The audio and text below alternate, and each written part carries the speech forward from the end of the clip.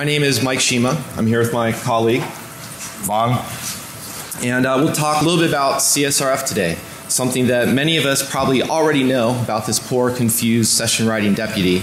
And we'll talk a little bit about what the sort of state of the art is around current countermeasures, and then talk about some what we think are better ways of detecting this from a manual perspective, verifying that tokens actually work as they're supposed to be.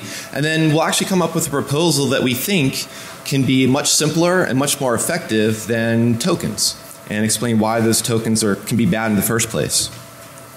But this is where I break out my old school Cylon impersonation, by your command, where the web browsers are basically doing things behind the scenes in the way that the web is actually designed to work. The idea that the same origin policy only prevents read access to the responses from a cross-origin request, but any resource can make a cross-origin request all the time. So if you're thinking of Jimi Hendrix and all along the Watchtower, the Joker and the Thief always have some kind of way out of here, out of this same origin policy. The point with CSRF is they're trying to find this way out and actually muck about with their victim session context or security context, how they relate to that particular web application. So our theme for today and what we're trying to do in terms of coming up with better analysis and better protection against CSRF was we really want to figure out what's the difference between a user intended action, in other words something that you and I wanted to do, and something that's just going on behind the scenes within the web browser, where that user agent is actually working as a double agent against us, making requests on the attacker's behalf. And again, we want to make sure we come up with a solution that doesn't break the web as it works today.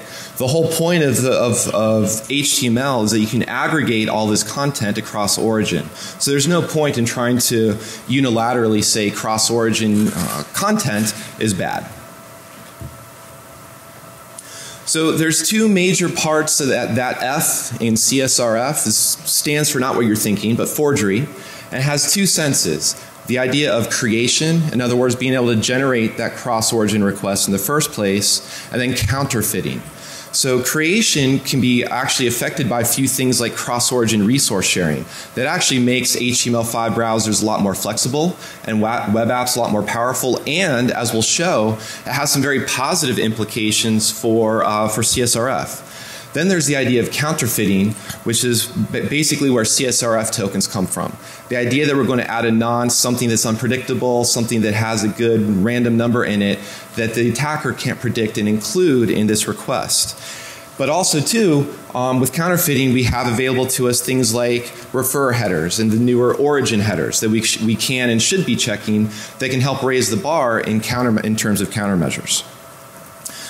But basically all of these current countermeasures, the CSRF nonces, tokens, random number generators seeded by the current date or process IDs, what they're really trying to do is just making it harder to predict, harder to counterfeit this particular request. But part of the problem is they're just making the guessing more difficult rather than having the web application make a separation, a good distinction between what is an authentication, in other words who you are, and authorization, what you should be allowed to be doing within the context of this particular session. And that's where they're trying to tie your session, your authenticated current interaction with the website along to that particular cookie. And so that's why they do things like double submitting the cookie, so that if you can predict the cookie in the first place, you can just impersonate the user right off the bat. It doesn't matter. So with the idea of secrets and entropy, these show up in all types of situations, including cryptography, authentication, password hashing, things like that. And the big deal is not really what type of hash function you're choosing, whether it's MD5 or it's HMAC MD5 or it's HMAC SHA-256 or SHA-512. What really boils down to is if you're using an HMAC, you should be using a strong secret. I went out and did a very simple survey of how many websites that I could easily find using Node.js express.connect as their session management. And it relies on an HMAC SHA-256 by default. And by default, the secret for it is keyboard cat.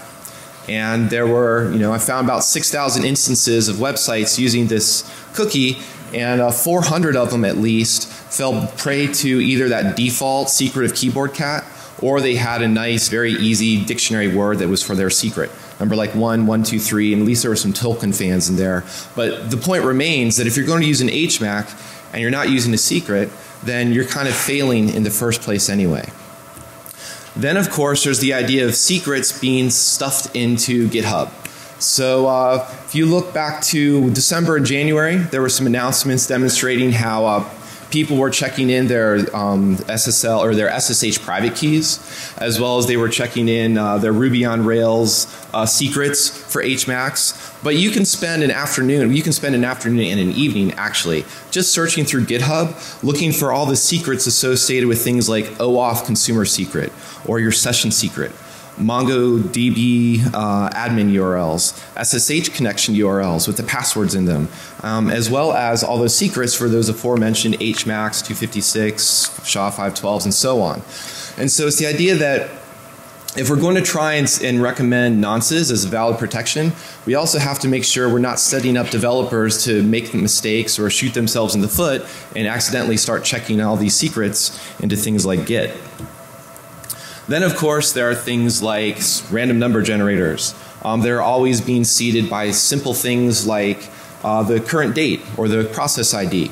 Last year at Black Hat there was a good presentation called Pwning Random Number Generators that was specific to PHP. And essentially it points out that if you were to use something as specific as a mod unique ID and any other random ID within PHP, you're setting yourself up for failure, because mod unique ID actually exposes the current process ID and a timestamp.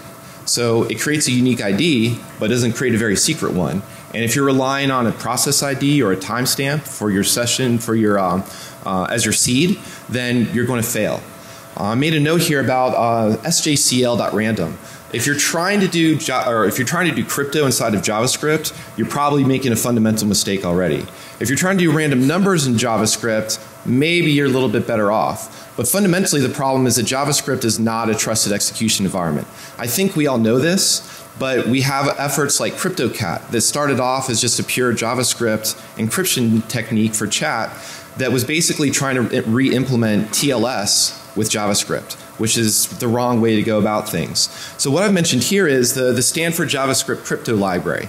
It's at least a very good reference implementation for generating random numbers. And the reason I pick it out as a good reference is because it relies on some standards for implementing the random number generation, and it includes things like entropy estimation, so that it knows, and reseeding, so that it knows how to keep up a particular entropy pool as it creates these random numbers. And then fundamentally, if you're writing PHP, Ruby, Perl, Python, whatever your language of choice, really if you need a random number, fall back to something like OpenSSL. OpenSSL exists on pretty much any distribution you can think of, and it has a very nice OpenSSL rand bytes that you can either run from the command line like that or just call its API. And there you're much more likely to have a cryptographically secure random number generator. So don't even bother with all of these other things like the RANDs or even like Mersenne Twister. If you're thinking that Mersenne Twister has a nice 2 to the 19,000 whatever period, that's pretty good, but it still has a state. And if that state gets exposed and compromised, an attacker can basically replay and reuse that. So again, not cryptographically secure. But then the other thing about CSRF tokens that we've seen is that you can have CSRF tokens and they've been applied to your web application. They're protecting you. But in some cases, what CSRF tokens are really acting as are sort of a duct tape that's on top of an already bad design. And some of these bad designs are something as simple as not caring about the difference between post and get, if that matters for your web application. Or in the last 6 months, you can go to ExploitDB, find a whole lot of CSRF vulnerabilities that have been publicly reported, many of which against embedded devices such as home DSL routers or cable routers, wireless access points. And many of them are vulnerable to things like password change mechanisms, where all you have to do to change your password is supply the new password and verify the new password. In other words, you don't need to know the old password. So that's the idea of a design problem. Another design problem or a way to handle this is if you look at something like Amazon.com. If you go and you ship anything to an address that's already been shipped to, then no problem. You don't have to re-authenticate. It's going to pick up your session as it was before, and it's off. However, if you try to ship to a new address, it's going to throw a barrier in there and say you must re-authenticate. And that's a pretty good way that you can make sure that you're still dealing with the identity of the person who you hope you are dealing with, and it's not a barrier that's overly intrusive, meaning that shipping to new addresses are only going to occur a few times. It's not going to occur every single time probably that you're checking out.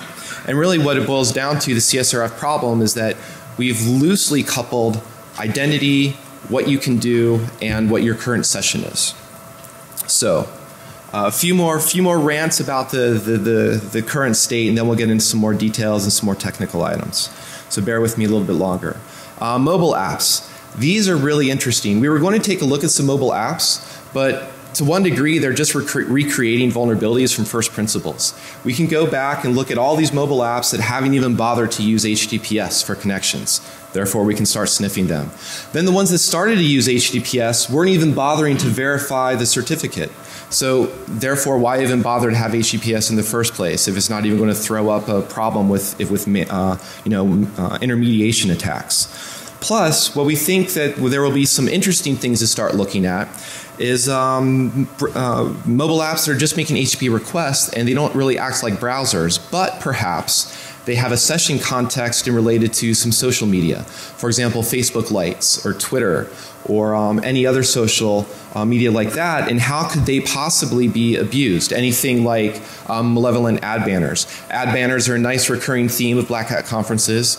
This year there was a good demonstration of malicious ad banners. Last couple of years there's been other demonstrations of what bad things ad banners can do in terms of serving malware. And of course, if we're talking about CSRF, or we're talking about clickjacking, or we're talking about other types of browser attacks, take your phone or take a browser, and then, this is the dirty Callahan postulate. How safe do you feel, how lucky do you feel, punk, clicking on this QR code? You don't even know what that URL looks like. So, we're going to get Vaagn involved here in a second.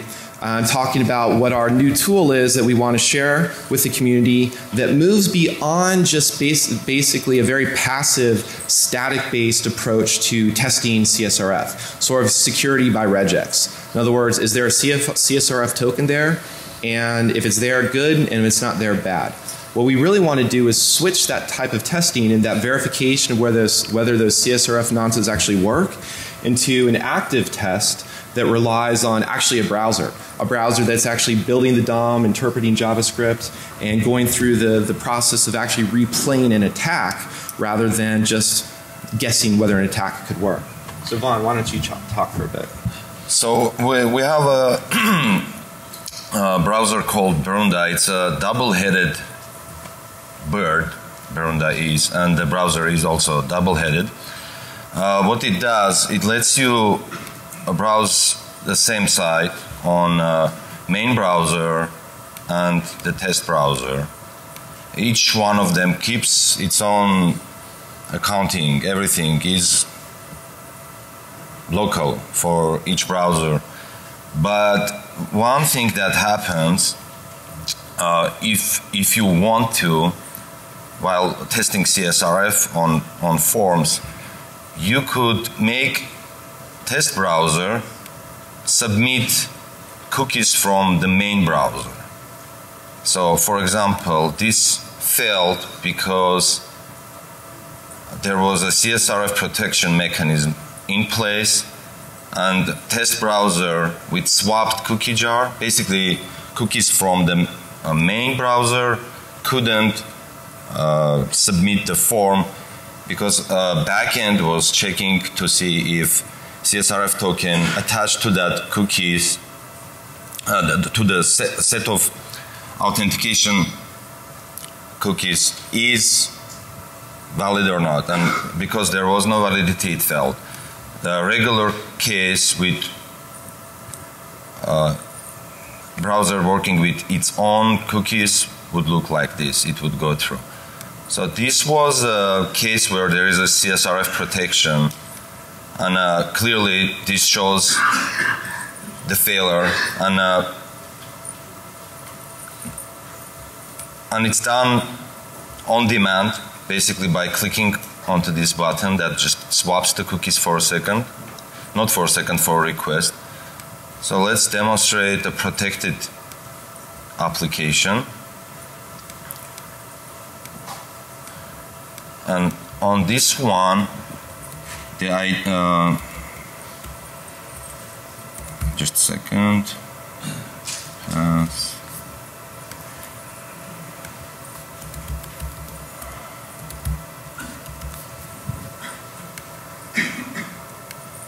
So what's going to happen now, if we submit in a main browser, it's successful.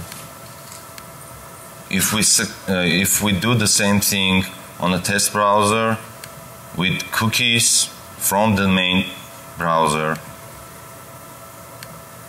it succeeds too, because the token verification mechanism was flooded. There was some problem with it. Okay, that's it on the demo. Back to Mike. So what to reiterate what was going on behind the scenes there is that the tool is basically checking, is your cookie actually associated with the browsing context of the current browser. And the browsing context means that web page that's built with the current set of CSRF tokens. So the idea of swapping tokens is that your cookie obviously is going to identify you, but the CSRF tokens should identify you or should authorize you for that particular browsing context. So that's why if you were to come up with a new equivalent cookie, but use them for different tokens that are associated with a different authenticated session, the interaction should fail. And so that's what we're going on, that's what we're trying to convey there, and we're trying to help to offer out as a tool to make that type of testing easier. So we'll take a switch now and move off of just kind of that analysis of the problems and detection and talk about some better ways of providing protection. So CORS, cross-origin resource sharing, is a pretty awesome aspect of HTML5. It came out of the fact that, as I mentioned, the web today is built with all types of commingled resources within a web page, and developers wanted to be able to, in some cases, read the responses and deal with content cross-origin. But they were coming up with horribly insecure things like JSON-P, which is basically, here's an eval running code that I'm taking from another origin. So really bad things can happen with that.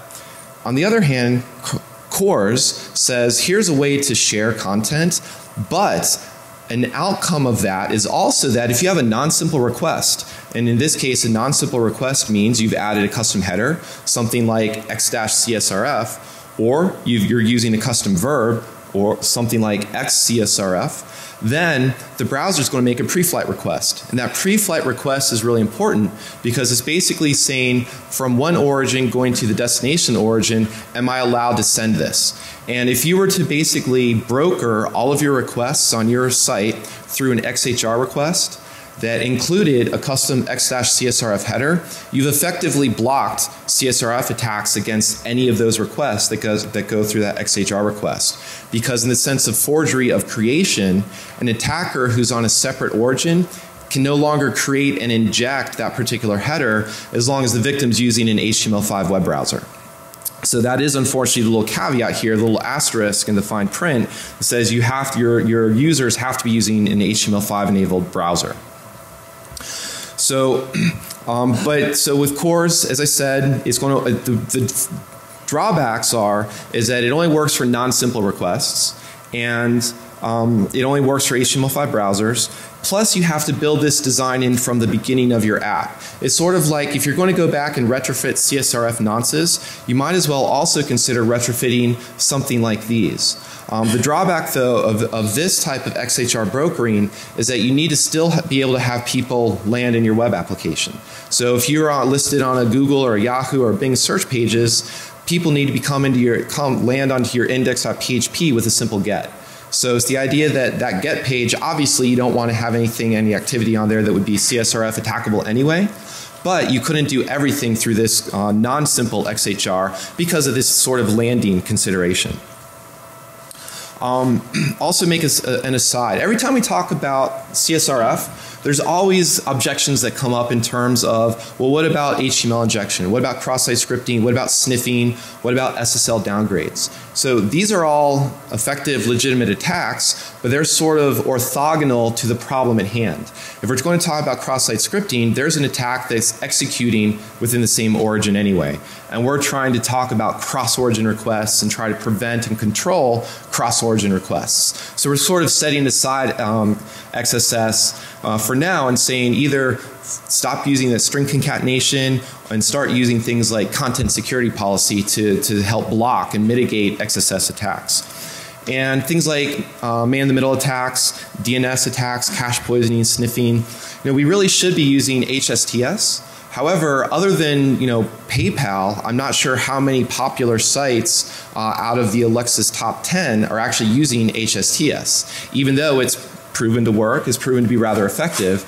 And we've talked about DNSSEC for quite a long time, but once again, that doesn't really exist quite yet in a nice, well-deployed manner. So one of the other things, talking about needing HTML5 browsers, we at Qualys run a tool called Browser Check.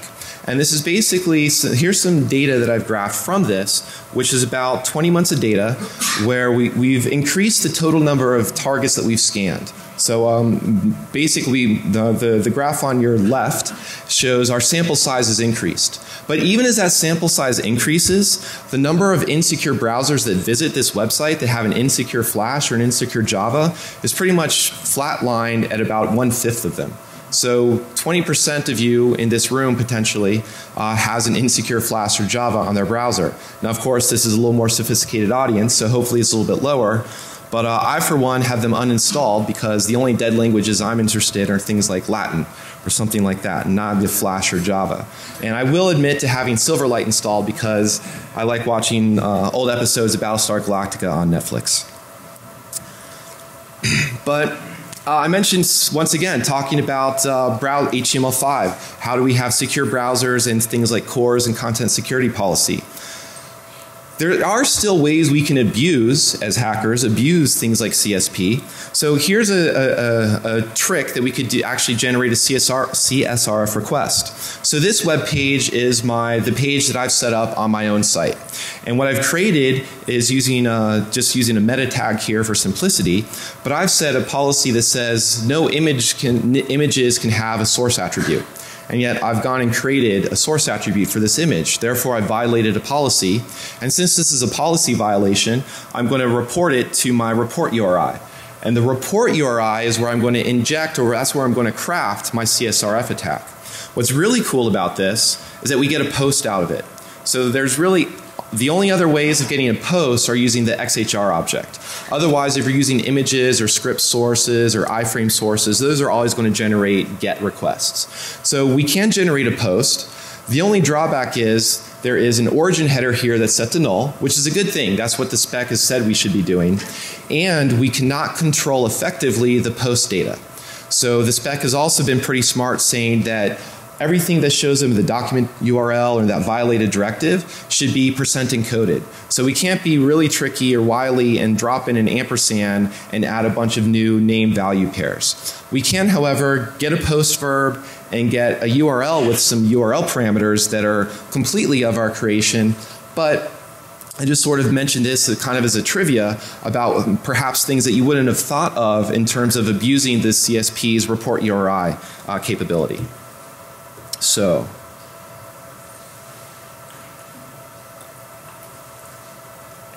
if anyone here, if CQDX means anything to anyone here, then you probably already recognize SOS.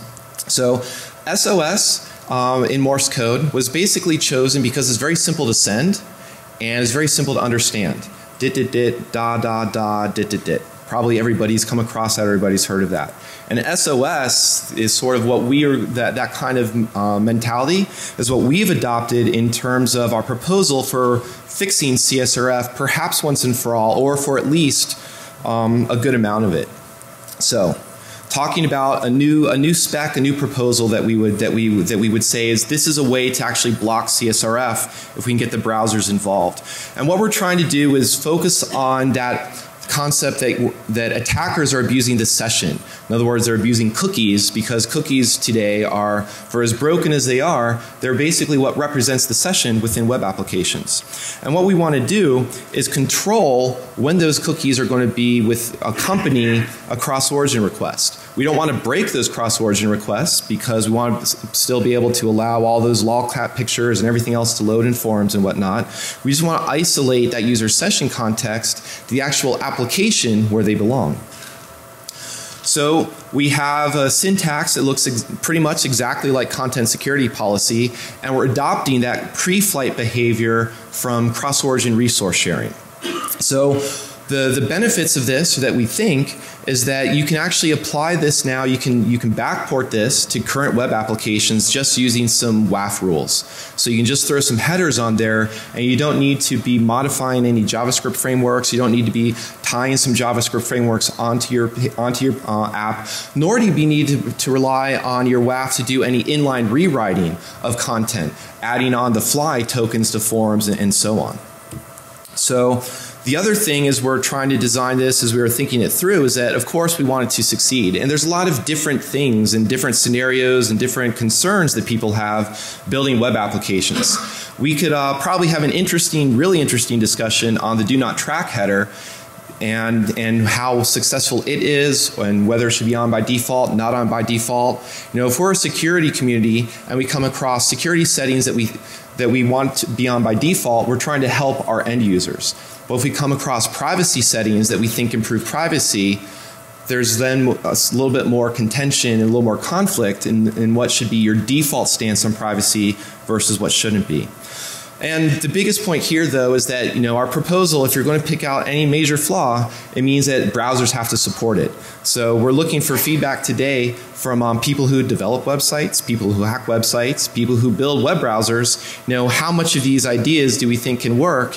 And we'll try and take those, update a spec, and share something that hopefully can be accepted and implemented. And as I mentioned on that slide, the chart with the 20% of browsers still being vulnerable to Flash and Java, is that old browsers have probably more substantial issues anyway. If you're worried about CSRF because your visitors are using IE6, you should also be worried that your visitors are using IE6 and they're going to be vulnerable to malware, a lot of other attacks, and things like Aurora attacks. So if we're trying to look in this grand scheme of things and the idea of risk mitigation, we should keep that in mind as well and just try to move people to be using the latest browsers anyway. So this is what it looks like. We would have, for example, anytime you would have a set cookie header, you drop a content security policy header in there and you say SOS apply. And you say you want it to apply to this cookie or this couple of cookies, or you want to apply it to all the cookies. And then the directives are simple. We've got 3 of them: self, any, or isolate.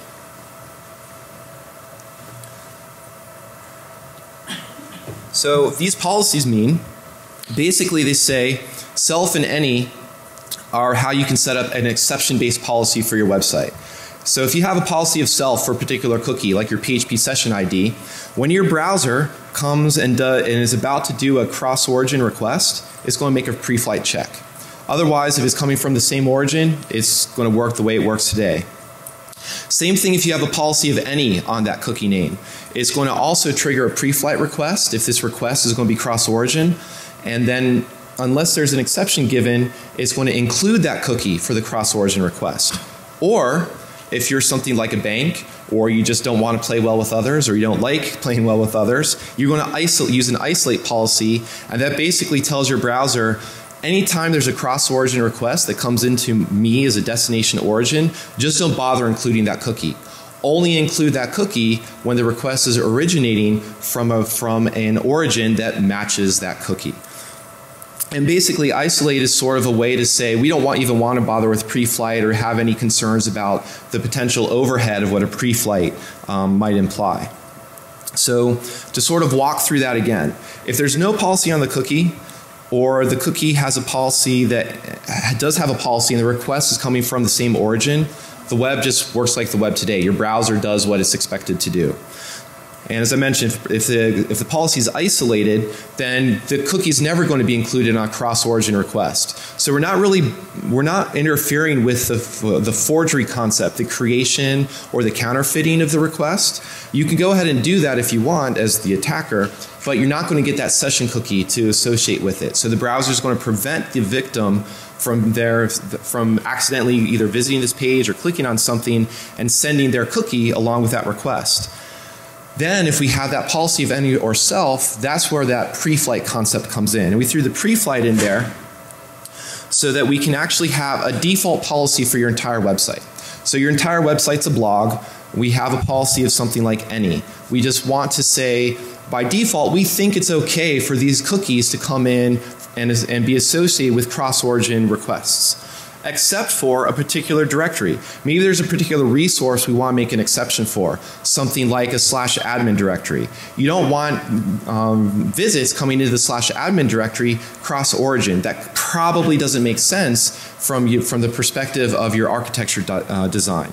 So what you could do is basically say, we have a default policy for our website, and then per resource, per directory, or per page, you can actually make these pre-flight request responses so that you can actually have more granular control now with your website. And this is sort of a way that we think possibly makes that cookie a little bit more flexible, because cookies are limited by domain and a path attribute that's really not useful and isn't a security barrier. But in this case, you would have something that looks like a CORS request. It says access control SOS. In other words, this browser is about to make a request that's cross-origin, and it's going to, for this destination that it's going to include 2 different cookies. So it's basically saying, I have a default policy for these cookies. Is there an exception that I should apply to this? And the server either says, yeah, there's an exception. In fact, normally you are not going to include those cookies, but I'm going to allow you in this instance. So SOS reply allow.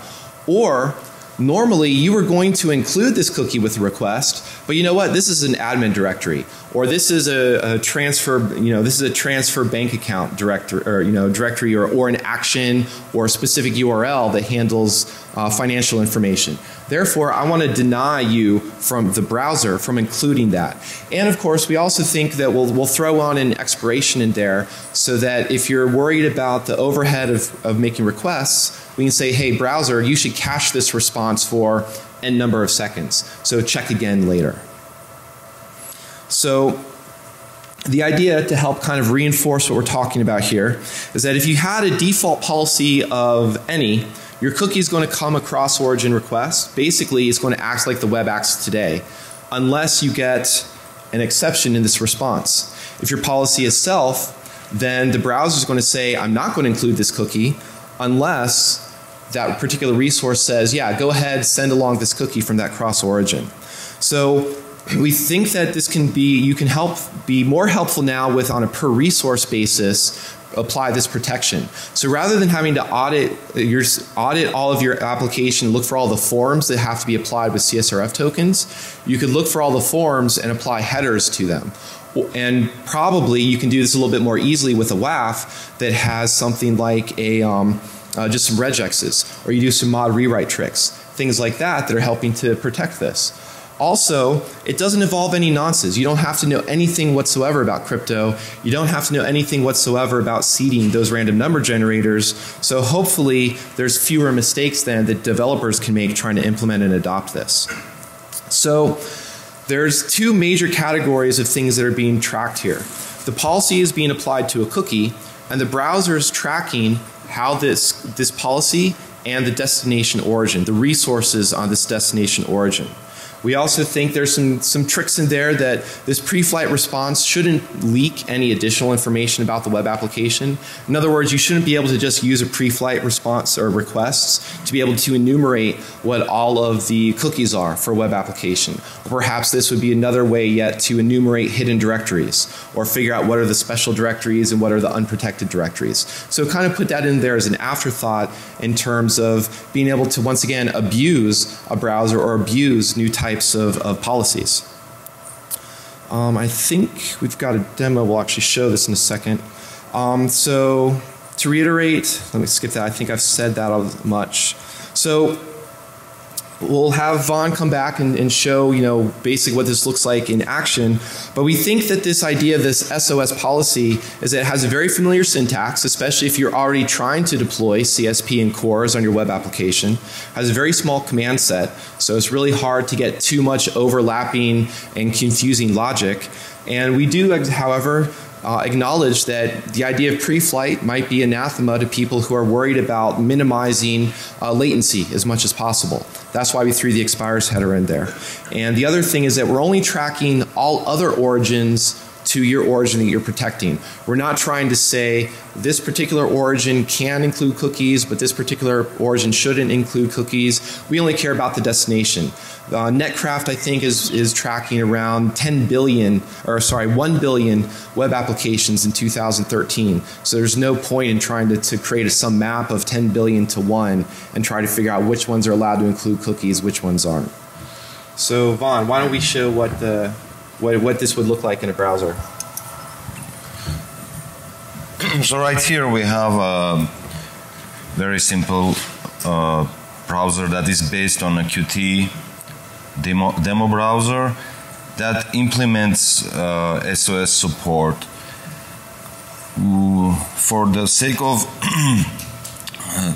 of a demo, we have a couple of local sites set up. The main site is my site that has SOS policies set up. It has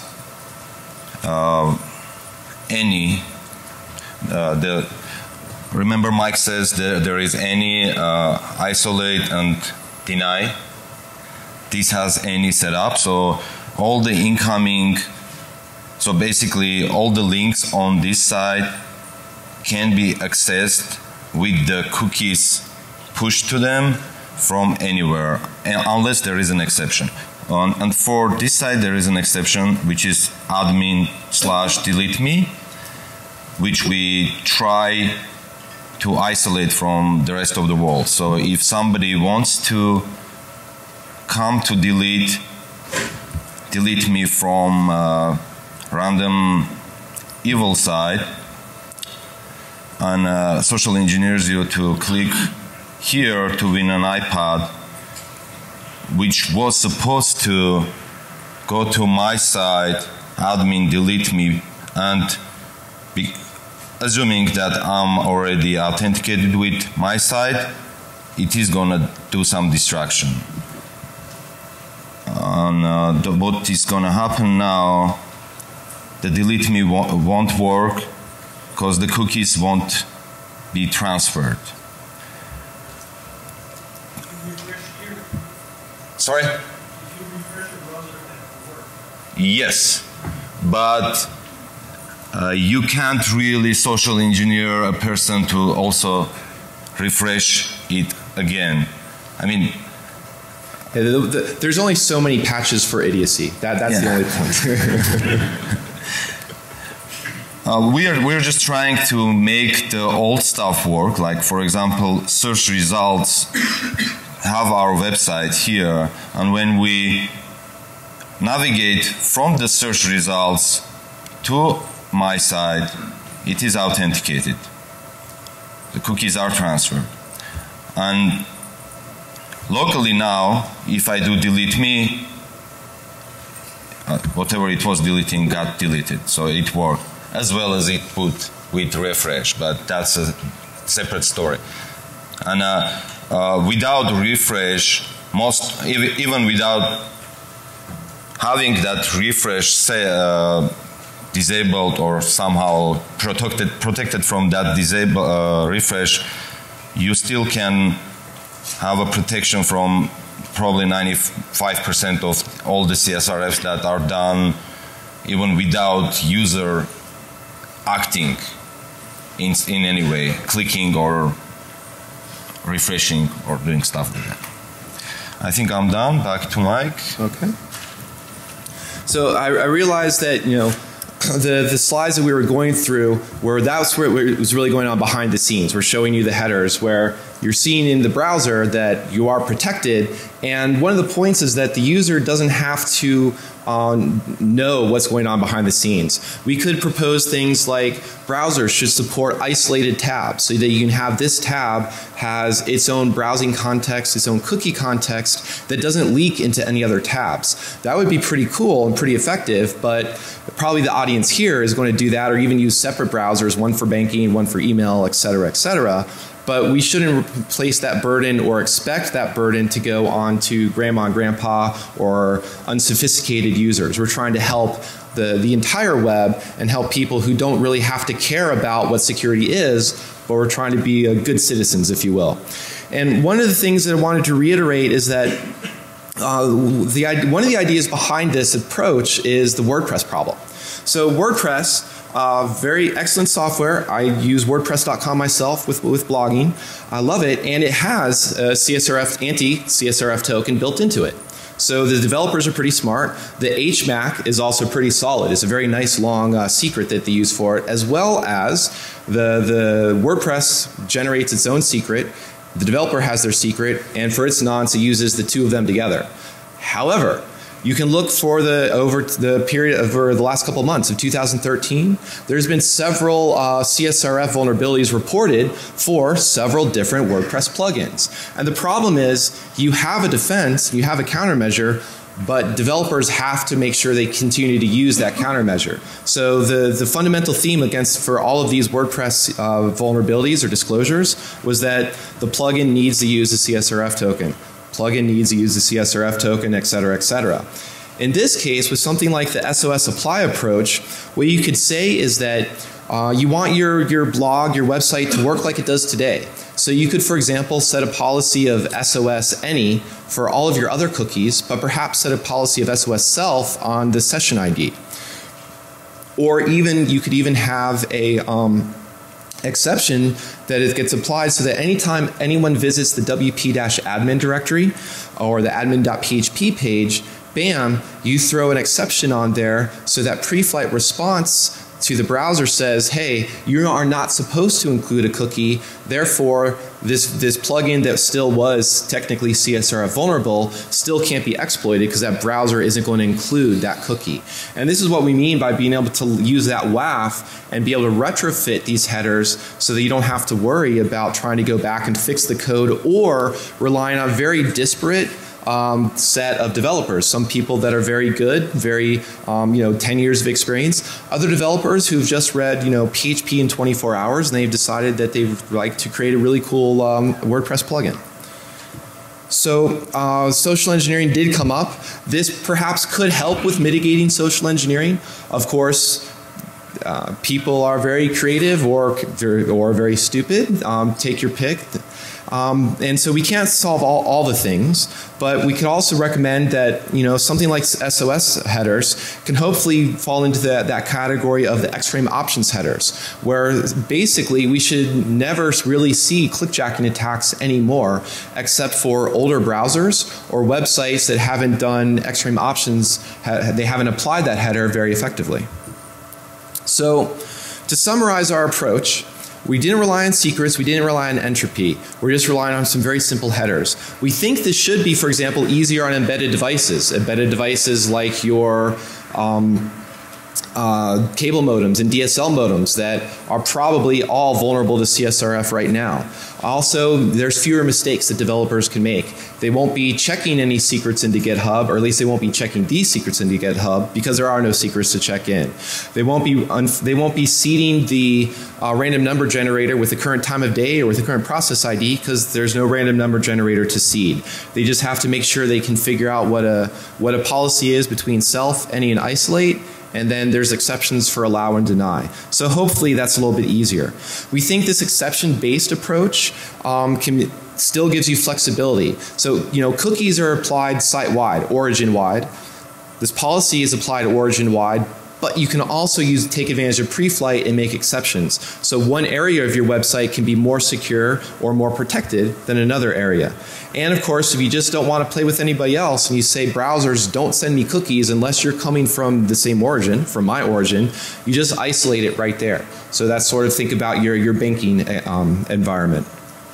So there are two, of course, major problems that we have to go over here with. One is that we need to update the browsers not only so we get more secure browsers, but we need to make sure that they can have support for something like this, or they have support for core, so you can take care of those x-CSRF custom headers, for example.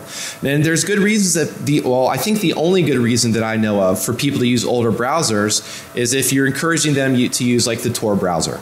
And that uses Firefox's ESR release, which keeps up with security patches, but is older, but is very good for people that want to use Tor. Otherwise, if you're using older browsers, make yourself secure, download something new.